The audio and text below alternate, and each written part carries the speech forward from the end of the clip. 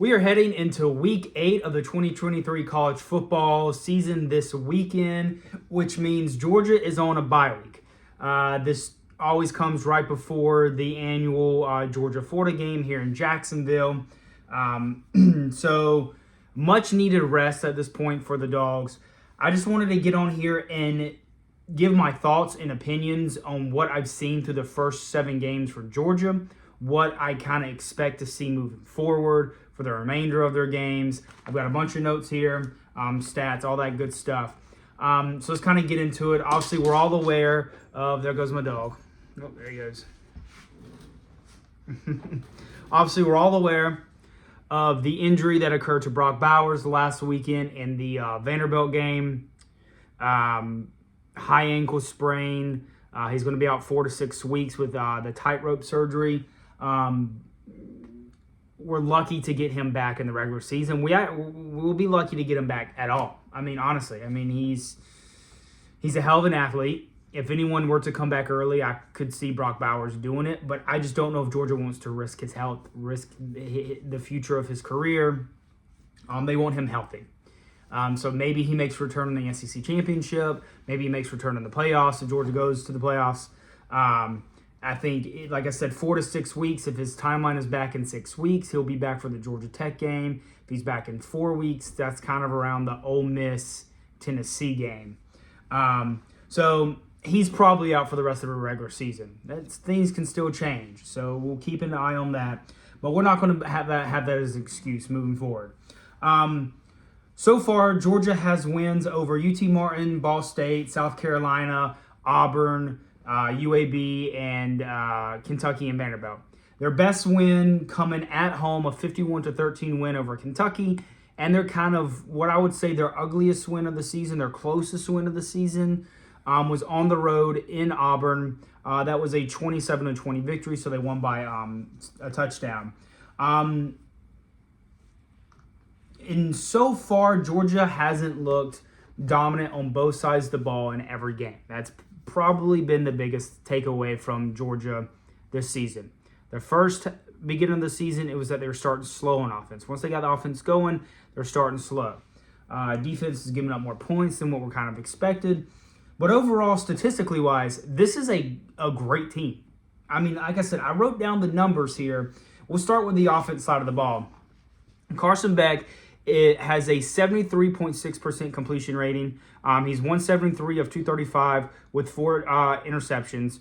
He's got 2,147 yards on the season. He's averaging 9.1 yards per throw. He's got 12 total touchdowns. His longest pass this season is a 54-yarder.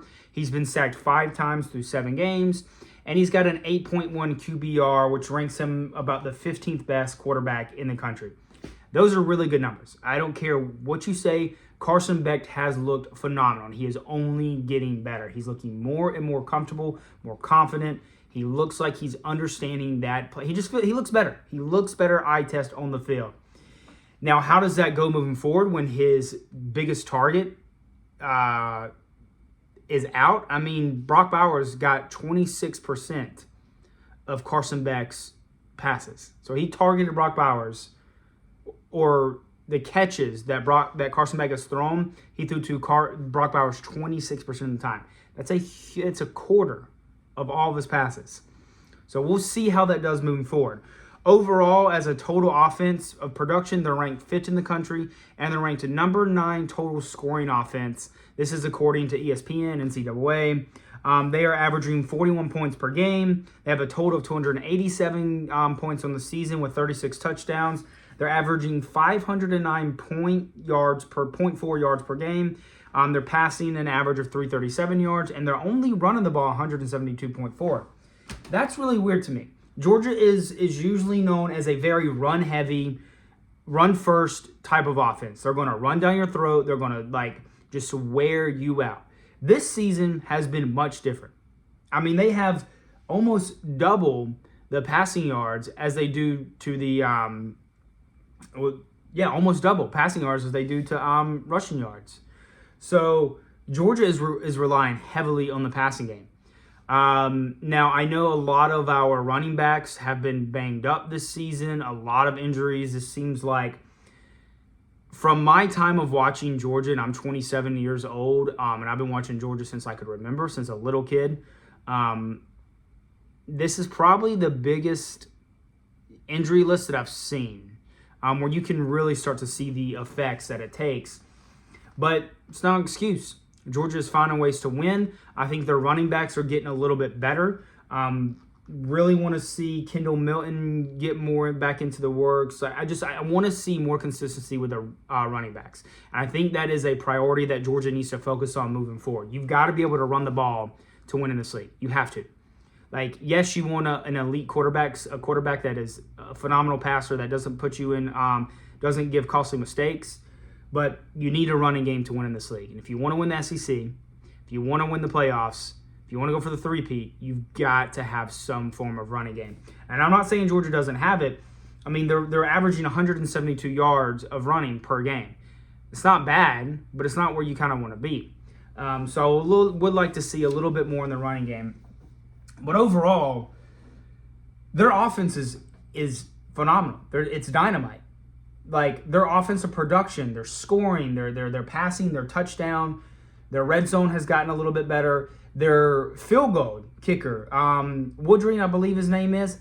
I was really worried about him in the first 3 games of the season, where he missed 3 field goals through 3 games. That had me worried. He has stepped it up a notch. I couldn't tell you the last time he missed. I don't think he's missed a field goal since the 3rd game of the season, and he's knocking them out of the park. We've had to rely on him a little bit more than I would have wanted to, but at least it's good to know now that if we do have to put him in the game, we can kind of trust him to make a field goal for us. Honestly, I would rather not know how good our field goal kicker is. Because if you're not sending your field goal kicker out there, that means you're scoring touchdowns. If you're still scoring points, but you don't see your field goal kicker a lot, you're scoring touchdowns. So I would rather not know if he's good or bad. But at least we know he has improved a lot. So offense looks good. The one area that concerns me for this Georgia team on offense is the turnovers. There has been way too many turnovers for this team. Carson Beck has 4 interceptions on the season, and they have 10 fumbles and recovered. They've lost 4 fumbles out of the 10. So they've recovered 6 fumbles, lost 4. That's 8 turnovers on the season. That's a little over a turnover a game. It's like 1.1 turnovers a game. You cannot continue to make those mistakes and win. You just can't. The turnovers, in my opinion, on offense is their biggest issue on offense. We'll get to defense in a second. The biggest concern for me on offense is the turnovers. You got to have one game. Can you go into this Georgia-Florida game? Can you go into the Georgia Mizzou game, Georgia-Ole Miss, the Georgia-Tennessee, Georgia-Georgia Tech? Can you come away with no turnovers in some of those games? I would really like to see that before we get into the postseason. So that, to me, is your biggest issue on offense. I want to go through some of the numbers real quick for some of these guys. Obviously, we know Brock Bowers is injured. Probably won't see him for the rest of the regular season. But, I mean, he was phenomenal. Like I said, he was 41 for 567 yards. He was averaging 13 yards per reception with 4 touchdowns. Rosemy-Jacksaint, who is looking really good, he's got 18 receptions for 333 yards. He's averaging 18.5 yards per reception. He's averaging almost 20 yards a catch.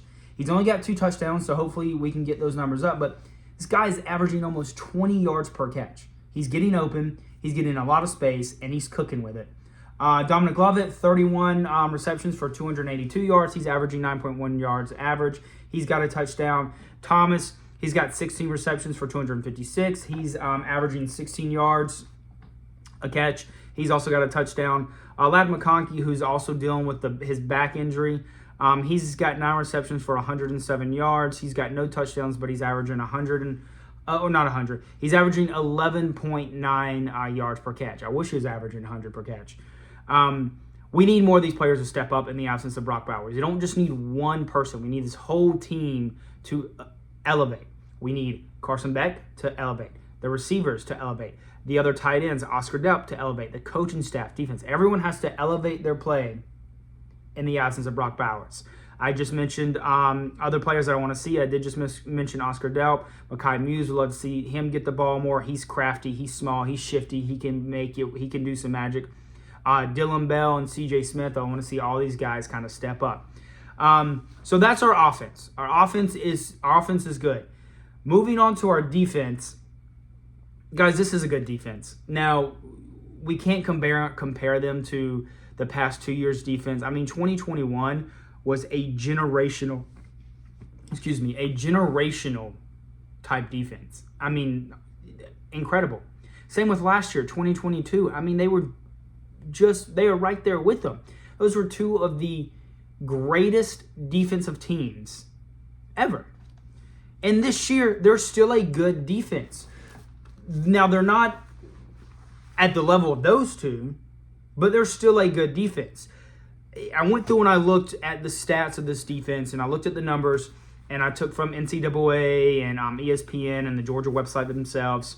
But they're the 6th-ranked defense in the country, from top to bottom. They are ranked in the top 10 to 15 in most defensive rankings, according to NCAA. They're number 11 in passing yards allowed per game. They're averaging 4.3 yards per play. They're averaging a total of 262 yards per game, so that means they're keeping teams of less than 262 total yards on offense. They're averaging just under 2 touchdowns allowed per game. So they've got, I think they've given up 13 touchdowns on the season. So just under 2 touchdowns a game. That's really good.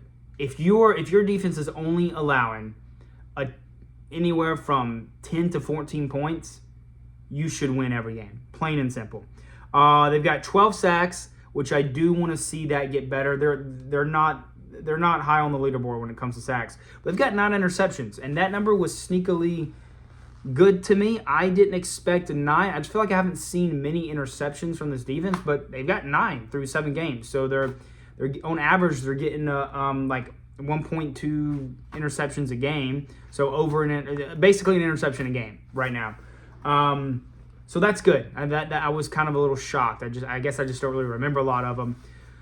So overall, this team is still a really good team. They're number 1 for a reason, and until they lose a game, they deserve to be number 1. If Georgia wins out, if Georgia wins their rest of their games this season, including the regular season, SEC Conference, SEC Championship, and the playoffs, if they win every game by 1 point, guess what? They're still the national champions.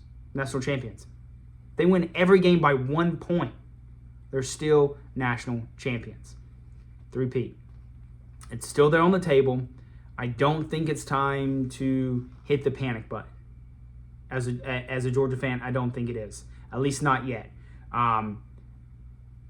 It's a good thing that they have a bye week this week to rest. I think these players needed it, especially going into that huge rivalry game with Florida here in Jacksonville. So I don't think it's time to obviously we're concerned about Brock Bowers. I wish the best for him. I hate seeing any player hurt. I don't care for what team. It sucks. These are kids. They're 18, 19, 20-year-old kids with their whole career ahead of them. It sucks seeing one of them go down, and it sucks seeing a player as of Brock Bowers' caliber get injured. Wishing for the best for him. Speed recovery. Obviously, I hope to see him again in a Georgia uniform. I hope that is not the end for Brock Bowers for college football. But until Georgia loses a game, I don't think it's time to panic. Because with that being said, no other team has really looked dominant each and every week. Now, you've had other teams that have looked dominant here and there, maybe a game here, 2 to 3 games a season. But through 7 to 8 games, there hasn't been a single team where I'm like, yeah, that team's number 1. For sure, definitely number 1. Put them above everybody else. You haven't seen it. Every team this season has had a weakness. So I think Georgia will be just fine. I think if they continue to do what they've been doing, cut it with the turnovers. They got to cut it out with the turnovers. And their one thing that I do want to see them improve on defense is their defensive red zone. Once teams get in the red zone, it doesn't seem like this Georgia defense can stop them. It's a lot of you would expect a lot of bend, don't break type of thing. Like, hey, you may get in the red zone, but you're going to have to settle for field goals.